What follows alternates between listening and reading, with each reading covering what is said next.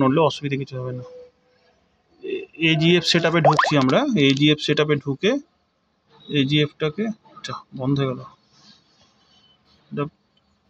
15 second টিপে থাকতে হবে।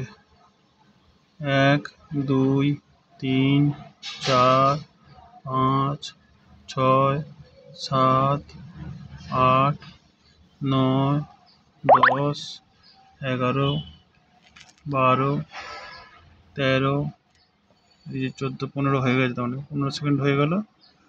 এটাকে দিয়ে বাড়াতে হবে 1 2 3 4 5। তারপর আর একটা স্টেপ আগে করে দিয়ে আবার 1 2 3 4 5। না বোঝা যাচ্ছে না লেখাগুলো।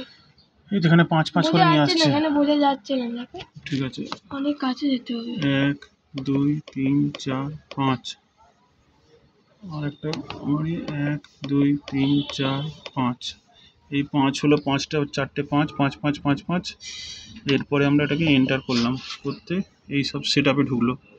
সেট আপের মধ্যে ওপর নিচে করতে গেলে এইটা দিয়ে নিচে করছি, ইঞ্জিন, টাইমার, কন্ট্রাক্টর না কি রয়েছে, start, AC set up, AGF set up. আমরা এজিএফ সেট আপে ঢুকবো। এজিএফ টিপে এইটা টিপলে এজিএফ এর মধ্যে যা যা আছে সেগুলো খুলবে।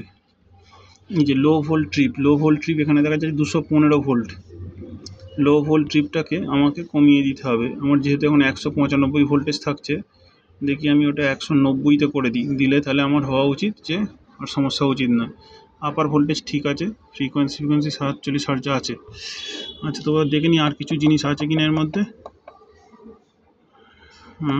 ডাই ট্রিপ, হার্জ ট্রিপ, হেনা তেনা এই সমস্ত কিছু, হাই হার্জ ডাই, কিওয়াট কী সব রয়েছে। লোড অ্যাম্পিয়ার 69 অ্যাম্পিয়ারে বাঁধা আছে। Load timer 5 second. Load imbalance off করা আছে, যেহেতু আমার একটা সিঙ্গেল ফেজ ট্রান্সফর্মার, লোড ইমব্যালেন্সটা অফ করা আছে। যাই হোক, আমি এখন যাব হচ্ছে আমার লো ভোল্ট 215 আছে, এটাকে আমাকে করতে হবে 195 আমার হচ্ছে, তার মানে আমি 190 যদি করে দিই আশা করছি বন্ধ হবে না। আচ্ছা, 190 করতে গেলে আমাকে এটাকে কমাতে হবে, তাহলে এটার মধ্যে আমায় ফার্স্ট ঢুকতে হবে। ঢোকা মানে হচ্ছে আমাকে এইটার মধ্যে দিয়ে যেতে হবে, গিয়ে আমাকে এটা এইখানে চেঞ্জ করে দিই, এটাকে 2টায় কমিয়ে 1 করে দিই। তার পাশেরটা মনে হচ্ছে এইটা 195 করবো, তো এটাকে হচ্ছে 95 না, এটা 1 2 3 4 5 90, 190। আর পরেরটাকে 0 করতে হবে, কারণ 195 ভোল্ট থাকছে। আচ্ছা, আমি এটাকে আরও কমিয়ে দিই, 20 হয়েছে তো, 1918 করে দিই, 185 ভোল্ট করে দিই। 10 ভোল্ট কম হয়ে গেল।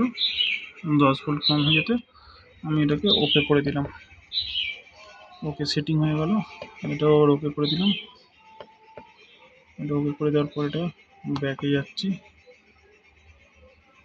যাচ্ছি, সার্ভিস সেটিংস চেঞ্জ হয়ে গেল। তাহলে এবারে আমার ইঞ্জিন চললে আর বন্ধ হওয়ার কথা না, দেখা যাক স্টার্ট দিয়ে কী হয়।